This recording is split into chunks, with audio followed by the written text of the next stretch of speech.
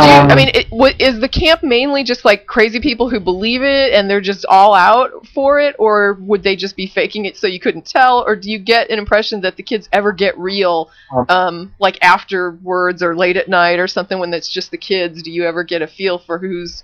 Well, I don't know. I didn't share this last time because I thought it might be kind of inappropriate, but it's something that is, I think, a perfect answer to that question.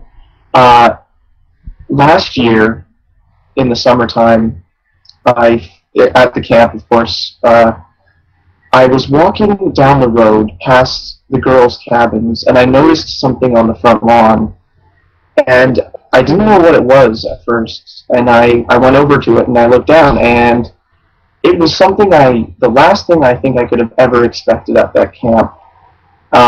It was not a joint. It was not a condom. I'm looking at the chat here on the stream. It was a strap-on. Nice! Whoa! Quite a large one, I may admit, since I already said it. Outside the girls' That's cabins. beautiful. Wow. So they must have been doing it outside or something and left it there, and I missed it. But I bet they chucked it out the window when they woke up the other girl. Did you get some footage? yeah, things I missed out on. That's Wow. Yeah, that was a big O. Henry ending to that story. Yeah, but besides that, even though I just dropped that bomb, for the most part, the impression I got from people this year, there are some who sit at the back and they don't get as involved as other kids, but they're still pretty straight edge, I guess. Okay. I haven't found anything at all that could compare to last year. But, see, and to kind of, I'm going to answer the same question as well, because I'm still friends with some of the people that I was in a church youth group with. Some of them don't want to have anything to do with me anymore, and that's understandable, and that's their prerogative, and I don't hold anything against them. But I was friends with quite a lot of them, and I can say for sure that at youth events, whether it was camp or something else or any kind of revival, you'd work everybody up, and everybody would participate because they're still part of that same youth group, and you'd have people crying and hugging, and people who didn't get along would, hug and do the thing, and everybody would get around, and it would be a big Jesus love. And then even by that night, when people went back to their cabins or whatever, everybody already knew, by and large, what was going to happen. And you and your best friend would be talking about, did you see so and so praising and worshiping? I really hope this time it sticks, but it never really has, because she's been out doing the hoogie watts. She's been using that strap on type thing. But you knew who was going to go out and be exactly what they were before, by and large, over and over again. And I don't think any of it's been any kind of indicator for success or rationality or even religiosity in future life. It's kind of the reason I think that camps like this and particularly indoctrination of children is so dangerous is because some kids you're not going to change. Some kids are going to find their way free no matter what, and some kids are going to probably be batshit crazy no matter what. Yeah. But the ones in the middle, the ones that could go either way, that's where I think we're doing a huge disservice. And as long as that's the case, I have to be opposed to stuff like this, even though I participated. Yeah, for the most part, I found that I do have some close friends there from the camp because we always were in our little group every year. I wanted to compare my memories of them when we were younger to how they are now, and see, if they've changed much. Well, they are more mature and everything, except for some instances.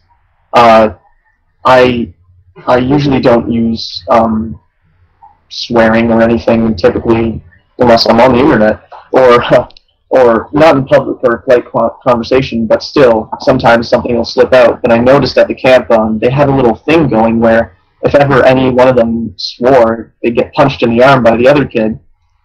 So they were trying to be really, really. That only make me swear more. What the hell are you doing, hitting me? I had some bruises on my arm afterwards, but they also I actually talked a little bit to one of my friends about secular music, he told me about how the church he goes to back home was always ranting about, you should never listen to secular music because, garbage in, garbage out.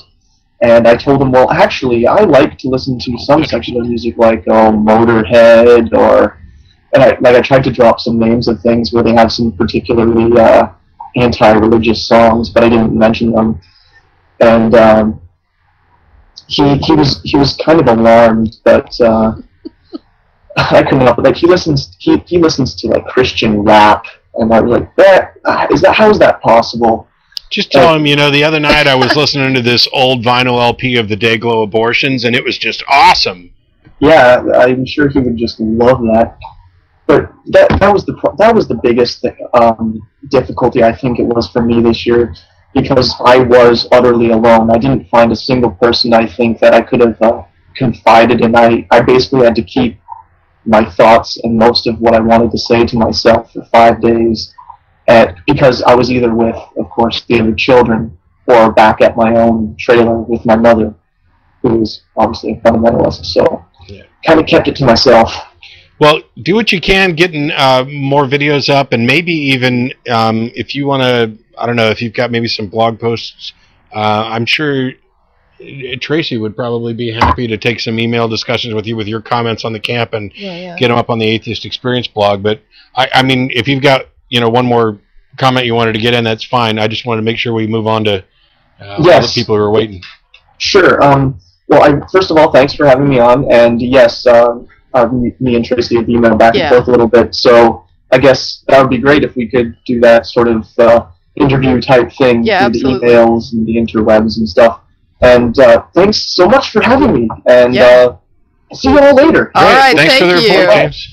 I love the way I can. This is one of the advantages to like being the president, is that you can just volunteer people for stuff. Yeah. Tracy will handle that for you. Thank you. But you are. Yeah, I already was talking to him about doing an article. So. I'm sure there's some fan of the show out there who just asked, "Did he say Dayglow Abortions?" And yeah, and I didn't just make the name up. It's a real band, and there's a song of theirs called "Hide the Hamster" that I don't recommend anybody ever listen to. It's not, although it is funny.